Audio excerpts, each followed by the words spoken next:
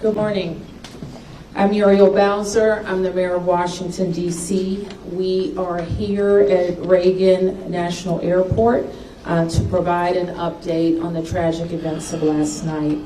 I'm joined by U.S. Transportation Secretary Sean Duffy, D.C. Fire and EMS Chief John Donnelly, American Airlines CEO Robert Eisen, the Washington Metropolitan Washington Airports Authority CEO Jack Carter, United States Senator Mark Warner, United States Senator Tim Kaine, U.S. Representative Don Beyer, as well as the Chief of the Metropolitan Police Department, Pamela Smith. And we are joined by first responders from across the Metropolitan Washington region. I speak for all of us when I say, and certainly all Washingtonians, how very sad we are for American Airlines, for the United States Department of Defense, and for all Americans for the loss of life that happened with the collision of these aircrafts. We know that includes families from across our region as well as in Kansas and across the country. This morning we all share in a profound sense of grief. I do want to thank the first responders who acted quickly last night, who ran towards danger, went into a very frigid river, and have worked throughout the night. Chief Donnelly reported in last night's briefing that we have a strong mutual aid agreement in our region, and those teams have worked together throughout the night in really tough and heartbreaking conditions, and we should all thank them for their heroic efforts. So we'll have several updates today. I'm first going to turn to the Secretary of Transportation, Sean Duffy, and then you will hear directly from Chief John Donnelly with a situational update. Thank you, Mayor. Again, Sean Duffy here, Secretary of Transportation. We wish we were gathering for different purposes today.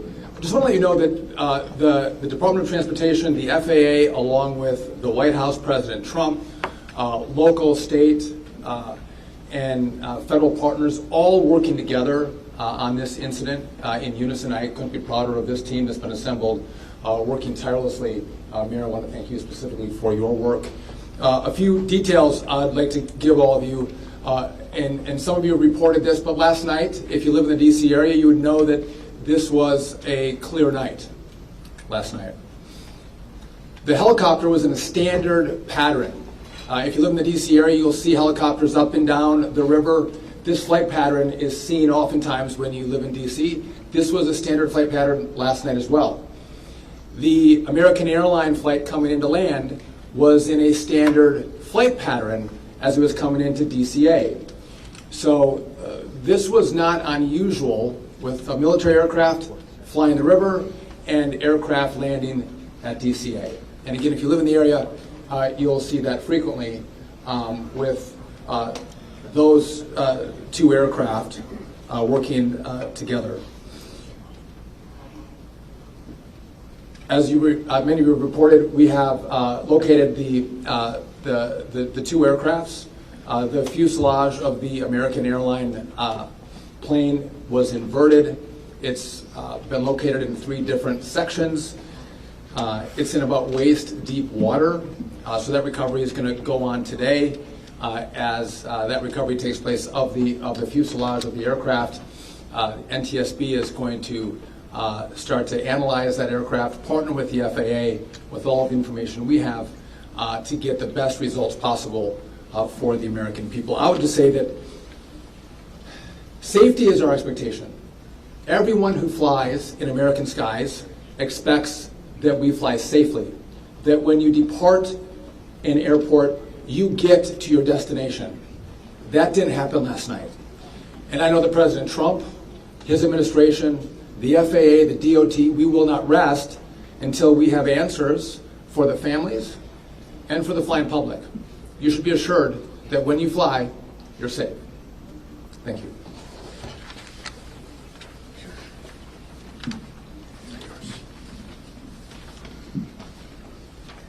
Thank you, Secretary. Thank you, Mayor. I'm joined today with Fire Chief Bonnet from the Metropolitan Washington Airports Authority, and I'm John Donnelly, Chief of the District of Columbia Fire and EMS Department.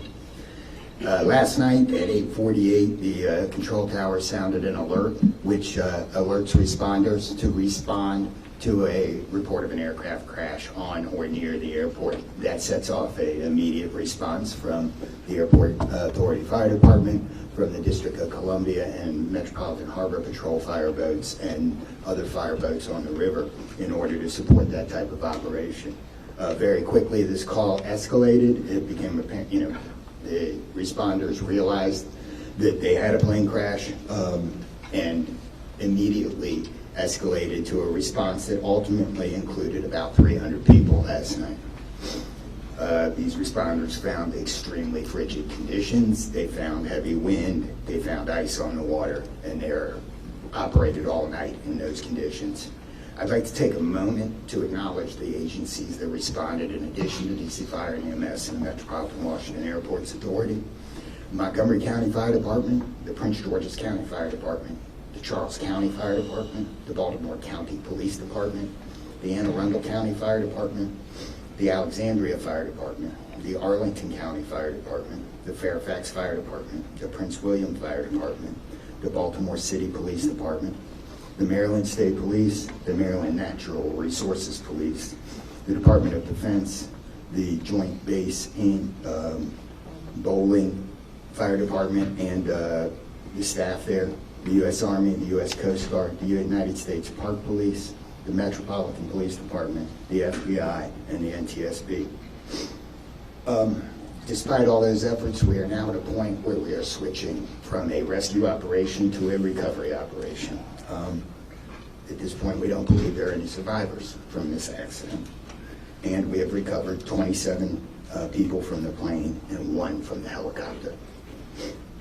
The District Office of the Medical Examiner has lead on reuniting these bodies and these people with their loved ones, and we will continue to work to find all the bodies and collect them and reunite them with their loved ones. We should also acknowledge that the Virginia Medical Examiner and the Army Medical Examiner are involved in this operation and a very important part of getting people identified.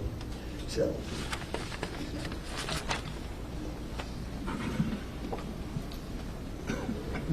Our hearts are certainly with all of the crew in American Airlines, and we'll hear from CEO Isom. Thank you, Mayor. Good morning. I'm Robert Isom, the CEO of American Airlines. I want to express my sincere condolences for the accident that happened at DCA last night. We're absolutely heartbroken for the family and loved ones of the passengers and crew members, and also for those that were on the military aircraft. Our focus right now is doing everything that we can to support all of those involved and also the PSA Airlines team. This is devastating. We are all hurting incredibly. We urge any family and friends looking for information about their loved ones to call our designated helpline, and that's at 1-800-679-8215, 1-800-679-8215.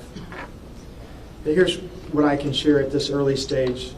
American Eagle Flight 5342, operated by PSA Airlines, traveling from Wichita, Kansas to Reagan National Airport, was involved in an accident just before 9 p.m. local time on final approach into Reagan National. It collided with a military aircraft on an otherwise normal approach, and at this time we don't know why the military aircraft came into the path of the PSA aircraft. Flight 5342, a CRJ 700, was under the command of 4 crew members. They carried 60 passengers, as you know, for a total of 64 people on board. In addition to local resources already here in DC, American Airlines has activated our care team, and that's a group of specialists that are trained to support these types of responses. These team members are on site or arriving soon.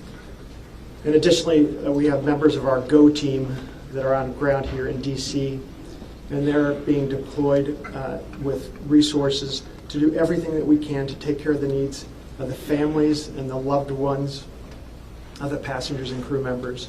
And that is our sole focus. And we're so grateful for the first responders. They've been working through the night, courageous efforts. And we're actively working with local, state, and federal authorities on emergency response efforts and closely coordinating with PSA Airlines as they cooperate fully with the NTSB on the investigation. I know that there are many questions. At this early stage, I just won't be able to answer many, but we'll provide additional information as it comes. Thank you. I want to introduce the Metropolitan Washington Airports Authority CEO, Jack Potter. The authority manages Reagan Washington National and Dulles International. Good morning and thank you, Mayor. First, let me begin by expressing our condolences for all the victims of this flight and for their families. There's a lot of grieving going on, and so we're very sympathetic to that. I want to echo what was said about the first responders. When there's a problem in this area, everybody drops everything and they rush to wherever the problem is. So I want to thank the chief, the entire team from Washington, D.C., but just as important, the list of folks that the chief described. The federal authorities have been here en masse, and so a lot of effort was brought to bear. Unfortunately, we weren't able to rescue anyone, but we are in the recovery mode right now. And I just want to, last night I expressed the fact that we hope to open at 11 o'clock today, and that is still the case. We're going to open the airport at 11 o'clock. And again, condolences to the families, and thanks to the many, many who are still out there working very, very hard to complete this recovery. Thank you, Mayor. I do want to acknowledge that the Virginia Transportation Secretary is here, in addition to the Alexandria Mayor, and I will like to ask members of the Virginia congressional delegation to the podium next. U.S. Senator Mark Warner, followed by Tim Kaine and Representative Don Beyer. Thank you, Mayor. I want to join with everyone else and express my condolences for the victims. For folks who don't live in the DMV, we are made up of a lot of jurisdictions. Reagan Airport's in Virginia. Across the river we have Maryland, obviously the district, but as been indicated by the chief, when tragedy happens, all those distinctions between the various jurisdictions and our federal partners all disappear. And I want to again thank all the first responders. On a personal note, I'll just add that literally I now know I was coming back from the district from a dinner to my home in Old Town Alexandria. And while I did not see the collision,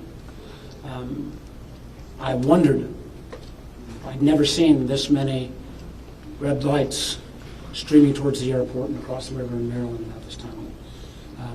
My phone started blowing up and I realized that this accident had taken place. There'll be a time to figure out, I know NTSB will have a briefing later in the day, but to the victims, our condolences. To the first responders, our thanks. The sorrow, thanks, and questions. So sorrow, as all have expressed, to the crew, to the passengers, to the soldiers, to their families, to their friends, to their loved ones, to people who are still trying to get information and unsure whether their loved ones have been lost. We offer our profound condolences to them and our sorrow for this tragedy. Thanks, I'll echo, Mayor, what you began with. When you see a challenge like this and you see people from so many different agencies, local, state, federal, with different uniforms, different badges, but working in such a coordinated way, even in the midst of a tragedy, it does give you a sense of appreciation and pride in people's willingness to come to the danger and work together. And I started to see that as a local official 30 years ago in Richmond, and definitely have seen it here. And then finally, questions. There are going to be a lot of questions, obviously, a lot of questions. And that's what the NTSB's job is to be an independent investigator of incidents like this. And they are here. We were in dialogue with them earlier today. They've been here since they got the alert, and they will be doing the work and playing lead in answering the many questions that we have. And that's as it should be. It's not a time to speculate. It's a time to investigate and get answers to the questions we need. And I have confidence that will be done. Thank you. Following up on the Senator, I think grief, thanks, and service, with millions and millions of Americans traveling every year, we are all grieving, knowing that it could have been our loved ones, it could have been us. And our hearts go out to all those who have lost folks. In a most partisan place, also, I'm really thankful that Democrats and Republicans, people from all over, have come together to try to make sure that people are served. As a local representative, I want the families to know that our office is available to serve you in any way we possibly can through this time of grief and transition and loss. And then also just note that we're deeply grateful for the people who risked their lives last night on a moment's notice and spent the whole night on the river in the ice and the wind, serving us. And then finally, as Senator Kane, Senator Porter noted, after the NTSB investigation, we've got to make sure that at the federal level and with the support of Virginia, Maryland, D.C., we're doing everything we can to make sure this does not happen again.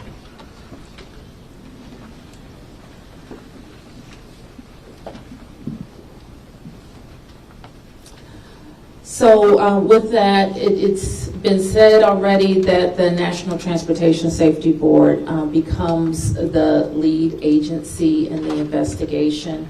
Our jurisdiction in D.C., where the crash occurred over the river, concludes as we, in the leadership role of the Unified Command, as we shift to a recovery effort. We expect the National Transportation Safety Board to provide briefings to the press later in the day. So at this point, we can take a few questions. Yes? Can you say without a shadow of a doubt that people are safe to fly?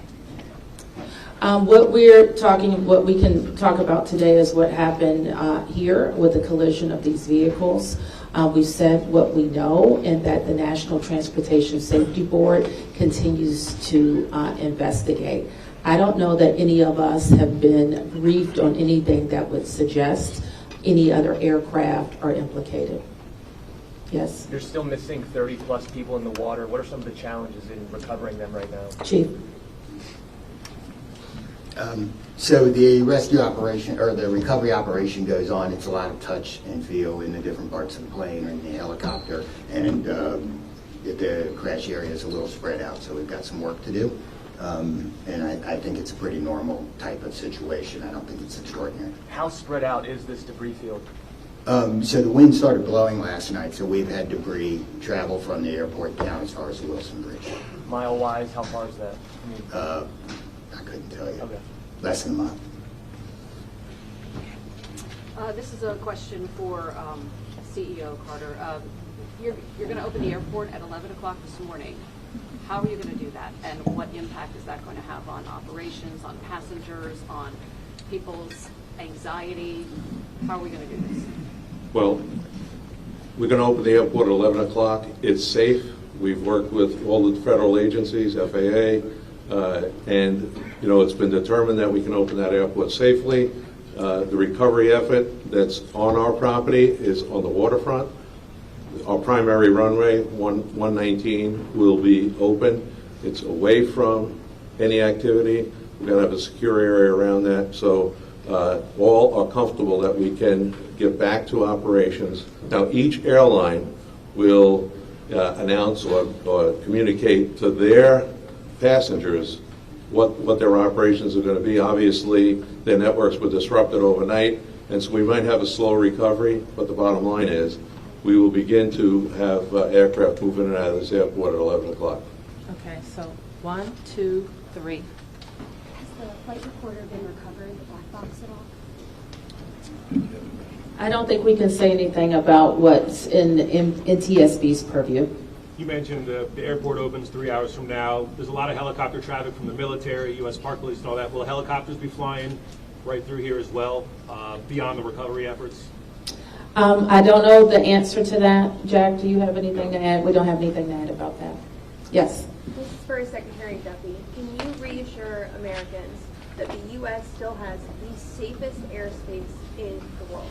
So the question is, can I guarantee the American flying public that the United States has the most safe and secure airspace in the world? And the answer to that is absolutely, yes, we do. We have early indicators of what happened here, and I will tell you with complete confidence, we have the safest airspace in the world. When it comes to informing these families who've tragically lost their loved ones, what has that looked like so far? Have any of them been informed? The flight manifest, is there any details you can provide on that front? Carson, can you add anything? All I can say is that we have published the 1-800 number. We have family assistance centers set up here in DCA. We do in Wichita as well.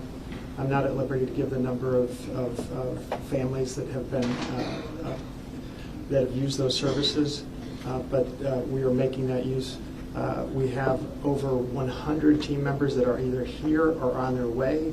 They're specially trained to work with family members, handle travel arrangements, hotel arrangements, incidentals, to make sure that we're taking care of people in any way that they can. As you know, as our teams are hurting and suffering, as our passengers and their families need assistance, we're doing everything we can. I don't have any more information on that right now.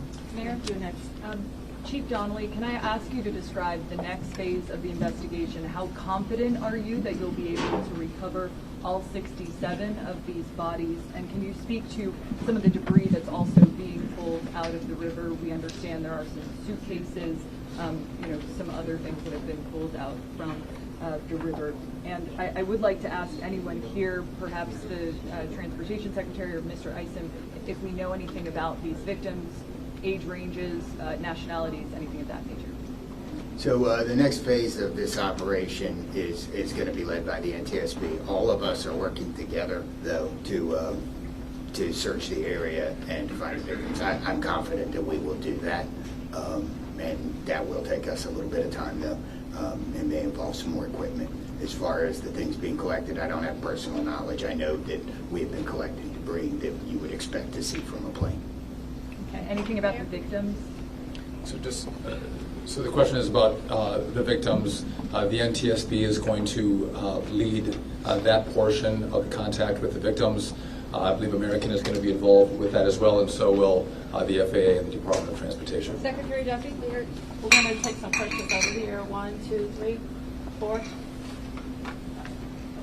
First, Secretary Duffy, the flight path that the helicopter was on, is that a common flight path, and is it normal for helicopters to get clearance to cut across busy approach paths?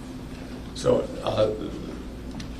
I don't know if you all could hear the question. It's a question about the flight path of the helicopter. I don't want to go into too much detail about the information we have from the FAA, but obviously it is not standard to have aircraft collide. I want to be clear on that. But prior to the collision, the flight paths that were being flown from the military and from American, that was not unusual for what happens in the DC airspace. And as this investigation moves forward, we will be able to provide more information to you about the details of that statement. I wanted to follow up on that question regarding the flight path, because you said it's standard. So can you speak to the conversations with air traffic control? Were there blind spots here? I don't know if you understand. So the question is, were there blind spots with air traffic control? I don't want to make statements about that. I don't lead into that answer. But again, I think whether it was air traffic control, whether it was military aircraft, helicopters, or the American flight, everything was standard in the lead up to the crash. Now, obviously, there was something happened here. You'll get more information and more details as this investigation moves forward. We'll learn what happened. But again, those who live in the DC area, we see military helicopters fly up and down the river. It's a standard path that they fly. They're used to aircraft landing at DCA, and there's a procedure in place because this happens every day. Something went wrong here. I look forward to the time and point when we can give you that information, but I don't want to comment on that right now. Senator Payne and Senator Warner, you all have been, very vocal about your concerns about busy runways here, air traffic. I know it's still early in the investigation. I'm just curious, any steps that you all plan to take to address that? We have raised this issue continuously. We've got very busy airspace. I think we will ask questions, but at the appropriate time. But we are in this period right now where families are still being notified. We're trying to figure out what happened. There'll be time for those discussions. Yeah, I'd just say the same thing. We've been pretty plain about our concerns, but it isn't a good time to speculate right now. We have faith that the NTSB will provide the answers about this. Okay, you fourth here, and I'm going to take 3 in the middle, and then we're going to have to wrap 1, 2, 3 after this young man. Thank you, appreciate it. Chief, I know again, I can imagine it must be traumatic for your first responders to have to deal with this. How are they doing right now, and are you all going to be offering any services to help them as they process this? So thank you for the question. Our first responders are resilient people, but yes, this call will be hard for them. Our peer support teams are already engaged with the responders, and we'll be following up on that to make sure that they're okay. But I think the concern is real. Okay. Thank you, Ms. Mayor. What kind of communication was there between the helicopter and the tower, the plane and the tower, and the helicopter and the plane? I don't want to say too much on the communication between the helicopter and the tower and the airline and the tower, but I will say this: there was communication.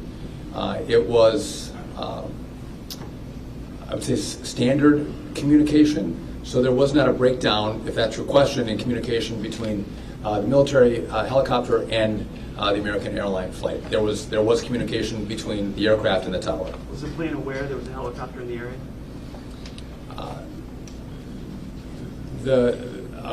I would say the helicopter was aware that there was a plane in the area. You mentioned that. So the president, you said yesterday that you called into the briefing room. Has he returned to the briefing room since then? Have you spoken? Also a question about National Security Advisor Mike Waltz. He's saying that there was 30 bodies that have been recovered. That he just said that at the White House.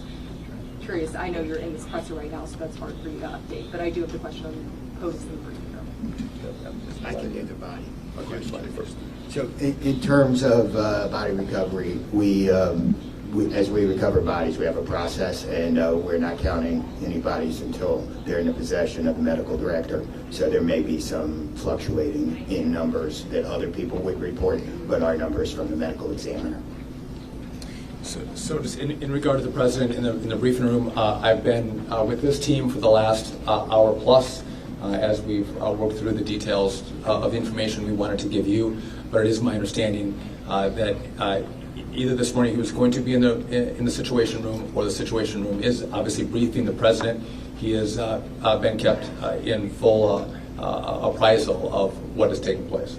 Okay, last two, you, and you, ma'am. First. You mentioned that the aircraft were on a standard flight pattern. Just curious, when the airport opens at 11 today, will planes be on that flight pattern again, or are they being directed to fly a different way to land? Jack, do you want to? Okay. Well, I mean, safety is paramount, and I don't have that information quite yet from the FAA, so I don't want to provide an information I don't want to provide an answer or inaccurate information on what routes will be flown out of DCA. Okay, last one. Two questions really quickly. What do you know about the experience and history of the pilots of both the American Airlines plane and the Army Black Hawk helicopter? And then for Secretary Duffy, last night the president had said that this could have been prevented and questioned why air traffic control didn't tell a helicopter what to do. Is that something that investigators have determined should have happened in this situation? Quickly, Secretary. Just quickly, I don't have a lot of information to release, but these are experienced pilots. I know that the captain had 6 years with PSA, or almost 6 years with PSA, and the first officer almost 2 years. Again, standard approach, and that's about all I can say. Thank you. In regard to the military, I don't have information in regard to the experience of the military pilots. I would just note that this was classified as a training mission. Sometimes people could think that a training mission is someone who is inexperienced in the cockpit. We call these missions that are flown in the DC area as our pilots are getting hours in experience training missions. So don't read into that we had how many hours the pilots on a military aircraft had. And you had another question for me that was... Last night the president had said that Yep. this could be prevented, and also that air traffic control, questioning why they may not have communicated with the helicopter telling them what to do. So we are going to wait for all the information to come in from this vantage point, but to back up what the president said, what I've seen so far, do I think this was preventable? Absolutely. Thank you. Is there an acting FAA director? Thank you, everyone.